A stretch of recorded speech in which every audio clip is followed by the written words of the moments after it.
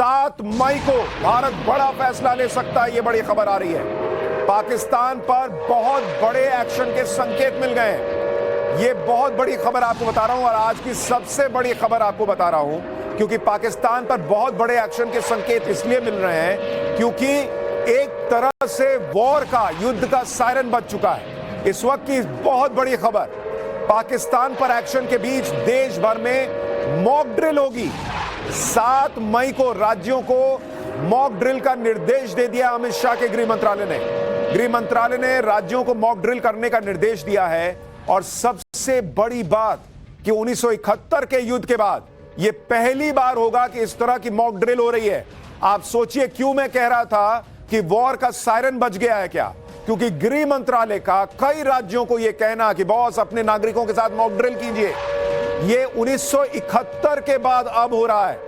54 साल के बाद, 1971 में युद्ध के पहले ऐसा ही हुआ था, अब फिर हो रहा है। और इसीलिए यह कहा जा रहा है कि बॉस ये सर्जिकल स्ट्राइक और एयर स्ट्राइक पर जाके मामला नहीं रुकेगा, यह मामला अब बहुत आगे जाने वाला है। और जो लोग कह रहे थे कि मोदी को समय क्यों लग रहा है, बड़ी तैयारी के लिए, अच्छी तैयारी के लिए समय लग रहा है। और यह संकेत, ये जो मॉक ड्रिल है, यह अपने आप में बड़ा संकेत है कि बड़े एक्शन की तैयारी है। इस मॉक ड्रिल में क्या क्या होगा अब आपको वो भी बताता हूं। सबसे पहले एयर रेड वार्निंग सायरन को चालू किया जाएगा। इस सायरन का मतलब होता है हमले की चेतावनी।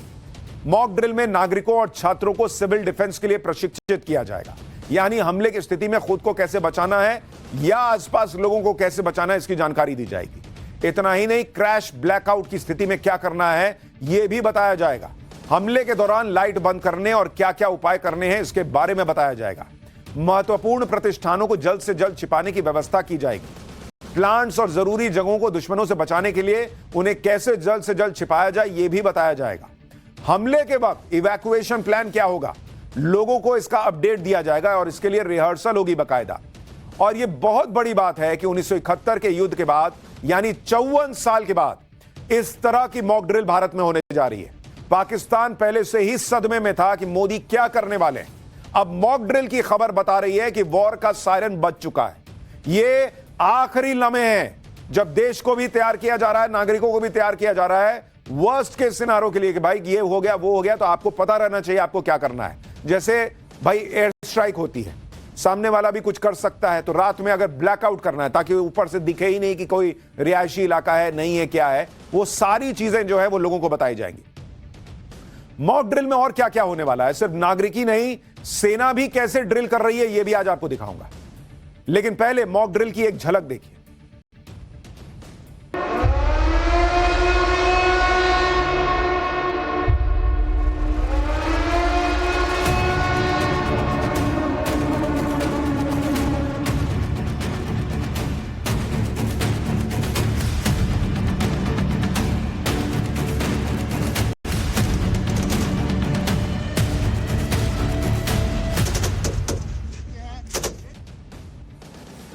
देश भर में इस मॉक ड्रिल को युद्ध का सायरन माना जा सकता है।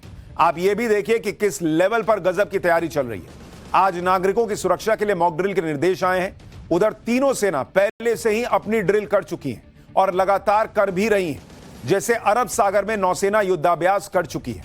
हाईवे पर राफेल सुखोई को टचडाउन को आप देख चुके हैं, एयरफोर्स ड्रिल कर चुकी है। और इसके अलावा कल रात सेना ने भी बॉर्डर एरिया में ब्लैकआउट का रिहर्सल किया था, यानी तीनों सेनाएं अपना मॉक ड्रिल कर रही हैं और नागरिकों का अपने लेवल पे मॉक ड्रिल चल रहा है या चलेगा। कल ही पंजाब के बॉर्डर एरिया फिरोजपुर में ब्लैकआउट की रिहर्सल की गई। इस दौरान बॉर्डर के इलाके में रात 9 बजे से लेकर 9:30 बजे तक बिजली बंद कर दी गई।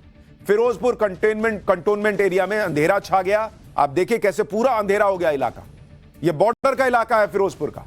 30 मिनट के ब्लैकआउट के दौरान लोगों को अलर्ट करने के लिए हूटर बजते रहे। इस ब्लैकआउट को लेकर कहा गया कि एक रिहर्सल है। ऐसी रिहर्सल युद्ध की तैयारियों के बीच होती है बॉस, और इसीलिए हम कह रहे हैं कि क्या वॉर का सायरन बज चुका है। जब इस तरह से तैयारियां चल रही हैं तो यह सब माना जा रहा है कि अब जो एक्शन होगा वो सर्जिकल स्ट्राइक और एयर स्ट्राइक से अलग लेवल पे जाने वाला है। यह बड़ा एक्शन इसलिए भी तय है क्योंकि नरेंद्र मोदी चुपचाप पर्दे के पीछे लगातार काम कर रहे हैं। लोग कह रहे हैं कि पहलगाम हमले के करीब 2 हफ्ते बीत गए, भारत ने अभी तक पाकिस्तान के खिलाफ कोई सैन्य एक्शन क्यों नहीं लिया। कई लोगों को लग रहा है कि पीएम मोदी इतना वक्त क्यों लगा रहे हैं, मुझको लग रहा है कि क्या पीएम मोदी कोई एक्शन लेंगे भी या नहीं लेंगे। लेकिन इसका दूसरा पहलू पाकिस्तान का डर है। पाकिस्तान को पता है कि यह देरी इस वजह से नहीं हो रही कि भारत एक्शन को टाल रहा है या एक्शन नहीं लेगा, बल्कि पाकिस्तान को यह समझ आ गया है कि मोदी जितना वक्त ले रहे हैं उसका सीधा सीधा मतलब है कि एक्शन बहुत बड़ा होने वाला है। बात अब सर्जिकल और एयर स्ट्राइक के मामले से कहीं आगे जा सकती है, एक लिमिटेड एक्शन से बहुत आगे निकल चुकी है। अगर मोदी अपना टाइम ले रहे हैं यानी ऐसा एक्शन होगा जो पाकिस्तान की कल्पना से परे होगा, जो प्रधानमंत्री मोदी ने कहा है। अगर मोदी टाइम ले रहे हैं तो हो सकता है कि वो पाकिस्तान के साथ फुल एंड फाइनल एक्शन के मूड में है।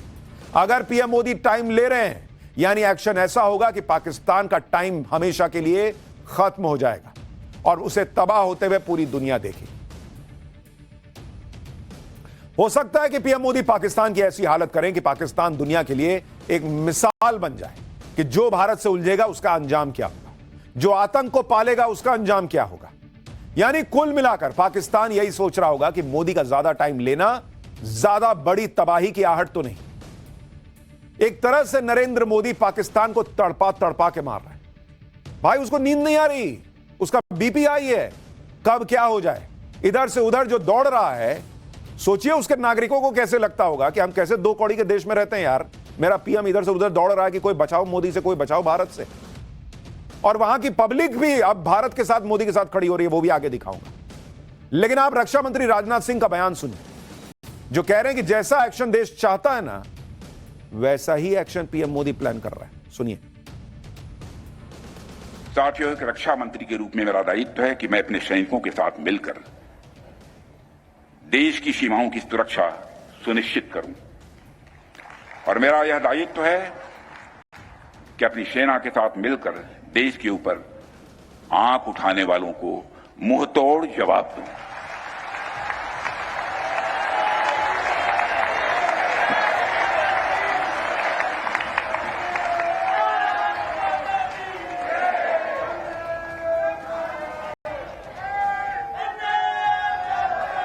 और आप सभी हमारे प्रधानमंत्री श्री नरेंद्र मोदी जी को अच्छी तरह जानते हैं।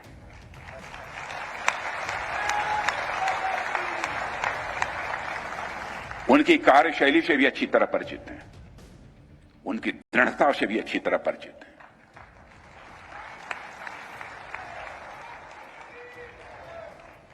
जोखिम उठाने का भाव किस तरीके से उन्होंने सीखा है अपने जिंदगी में, उससे भी आप अच्छी तरह समझते हैं। मैं आपको आश्वस्त करना चाहता हूं कि प्रधानमंत्री मोदी जी के नेतृत्व में जैसा आप चाहते हैं वैसा होकर रहे हैं। यानी नरेंद्र मोदी से लेकर, प्रधानमंत्री नरेंद्र मोदी से लेकर रक्षा मंत्री राजनाथ सिंह तक बार बार खुले मंच से लोगों को कह रहे हैं, देशवासियों को कह रहे हैं कि जो आप चाहते हैं ना वो होकर रहेगा। यह है भारत का कॉन्फिडेंस बॉस, और यही संकेत है कि बहुत बड़ा कुछ हो रहा है, जिसकी तैयारी चल रही।